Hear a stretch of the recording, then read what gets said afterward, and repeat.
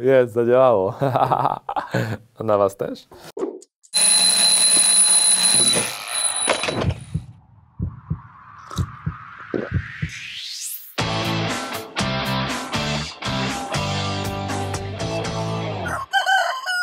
Tak, jestem niewolnikiem firmy Apple. I już tłumaczę dlaczego. Niniejszy film mógłby być tak naprawdę 3 osobnymi odcinkami, albo i 4, jeśli zacznę narzekać na Google i innych producentów telefonów z Androidem, co pewnie zrobię. Ale zanim zacznę, to na dobry początek dnia mam dla Ciebie technozadanie. Policz swoje wszystkie sprzęty Apple, jakie masz aktualnie albo miałaś w przeszłości i daj znać w komentarzu, ile ich właściwie było, a może dopiero planujesz zakup pierwszego urządzenia Apple. Czekam na Twój komentarz. Na początek kółko anonimowych niewolników Apple, w skrócie ANA. Cześć, jestem Mateusz, mam 40 lat, a moja historia z iPhone'em rozpoczęła się w 2012 roku. Wtedy pierwszy raz miałem okazję używać jabłkowego telefonu na dłużej, jako takie urządzenie główne po prostu, które było moim jedynym urządzeniem w danym momencie. Wcześniej oczywiście miałem okazję miziać iPhony, ale to najczęściej znajomych albo rodziny, no i zawsze tylko na chwilkę. Pozdrawiam tutaj pana Marcina z gimnazjum, który zawsze miał iPhone'a, kiedy byliśmy w gimnazjum i właśnie go miział. A mój Rysiek od LG KU990, którego w tamtym momencie miałem, nie miział iPhone'a. Ale pozdrawiam. Jeżeli to ogląda, to wszystkiego dobrego. W każdym razie w tym 2012 roku był to model iPhone 5, który jak na tamte czasy w zestawieniu z Androidem był trochę jak iPhone w zestawieniu z Nokią 3310. No może to jest trochę za daleko idące porównanie, ale fakt faktem system iOS był wtedy znacznie bardziej zamknięty i nieprzyjazny dla użytkownika w porównaniu do aktualnej jego wersji. Szybko zatem z pomysłu używania iPhone'a na co dzień się wtedy wyleczyłem i iPhone'a 5 w kąt odstawiłem. I zacząłem jeść kebaby, jak Mr. Krycha. Drugie podejście miało miejsce w roku 2016 przy okazji premiery iPhone'a 7, swoją drogą całkiem przełomowego, którego również miałem okazję używać na co dzień i był to drugi iPhone w moim życiu, którego dogłębnie zrecenzowałem. Ale jak mawiał klasyk, do 3 razy sztuka i Apple zwiódł mnie na pokuszenie przy okazji premiery modelu 10R. Uwierzcie lub nie, spodobał mi się on głównie przez niebieski kolor plecków. Serio. Wtedy było mało kolorowych telefonów na rynku. Tak mi się wydaje przynajmniej. Wtedy też rozpoczęła się moja, wcale nie usłana różami, przygoda z iPhone'ami.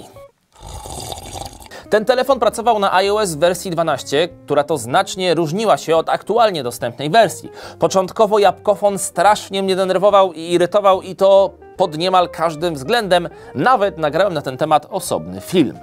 Okazało się później, że część z moich frustracji wynikała z niewiedzy albo po prostu braku chęci poznania tego systemu dogłębnie i jego funkcji, co nie zmienia jednak faktu, że miałem sporo racji i wytknąłem wiele istotnych rzeczy, które w systemie iOS są alogiczne lub po prostu absurdalne i co ważniejsze, do dziś są w nim obecne.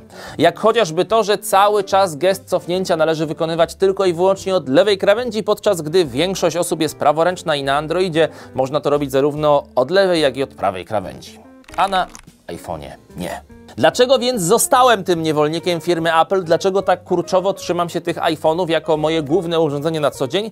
Odpowiedź na to pytanie wcale nie jest taka prosta, bo wszystko zaczęło się bowiem od komputerów firmy Apple, a konkretniej MacBooków. No dobra, wcale nie, bo najpierw był Hackintosh. To właśnie system OS X, który teraz nazywa się macOS-em, jest prawdziwym powodem, dla którego używam iPhone'a. Wiem, że być może dla niektórych to brzmi dziwnie, ale zaraz się postaram Wam to wytłumaczyć.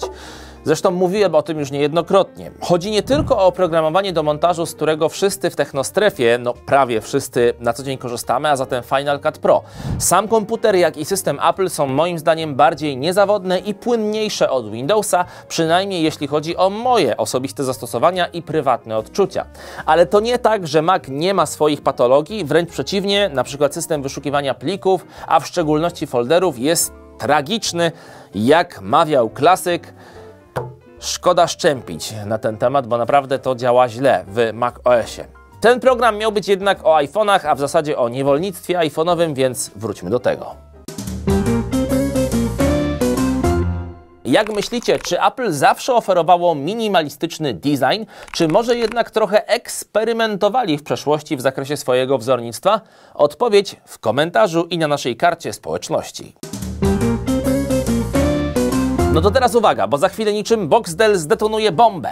Winą za to, że jestem niewolnikiem ekosystemu Apple, obarczam, uwaga, bo to będzie mocne, nie siebie, nie sadowników, a Google, no i może też trochę po części Microsoft.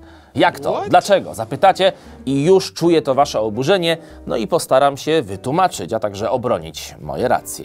Apple oferuje wiele rozwiązań, funkcji i możliwości, które z łatwością mogłyby być zaimplementowane w Androidzie i Windowsie, ale z jakiegoś powodu nie są lub zostały dodane zbyt późno, a często i tak nie działają tak, jak powinny. Zacznę może od zagadnienia, które najbardziej mnie bulwersuje, aż tak, że się we mnie krew gotuje, czyli G-Spot. To znaczy ten taki technologiczny G-Spot, a nie ten, o którym pomyśleliście. Niektórzy przynajmniej.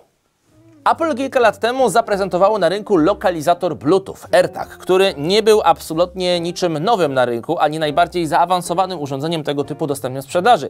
Zresztą, jak już pewnie zauważyliście, Apple praktycznie z niczym nigdy nie było pierwsze i wyszło im to w zasadzie na dobre.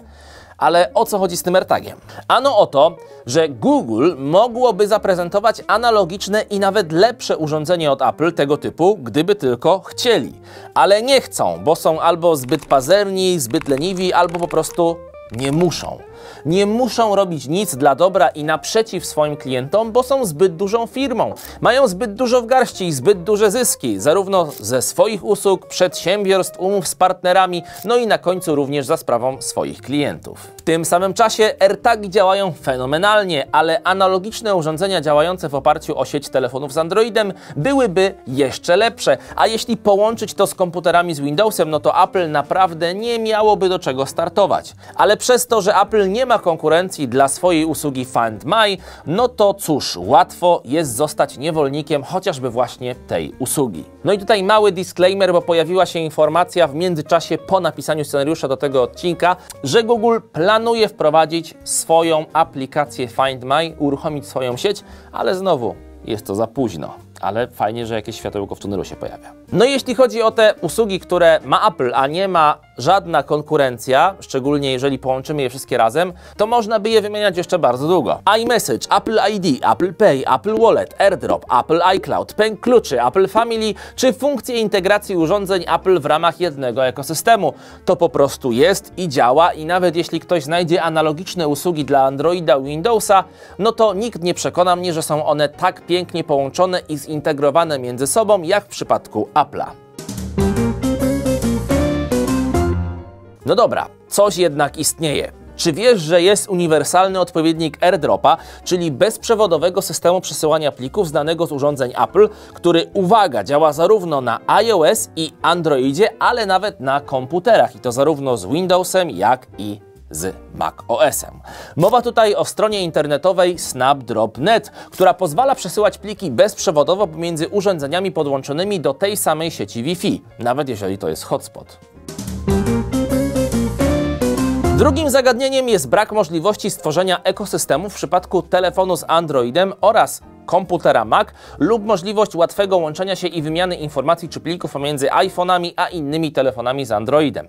No i także mowa o łączeniu iPhone'a z Windowsem. Tutaj również praktycznie to nie istnieje. Kogo jest to wina? No moim zdaniem zdecydowanie Google'a, no i wszystkich podległych im producentom, którzy boją się wprowadzić swój system i swoje usługi lub też są praktycznie politycznie naciskani, aby tego nie robić. Mówię tutaj oczywiście tylko o tak zwanym rynku zachodnim, bo choćby w Chinach czy Korei Południowej rynek lokalnych usług, aplikacji czy sposobów płatności po prostu kwitnie niczym wiśnia wiosną.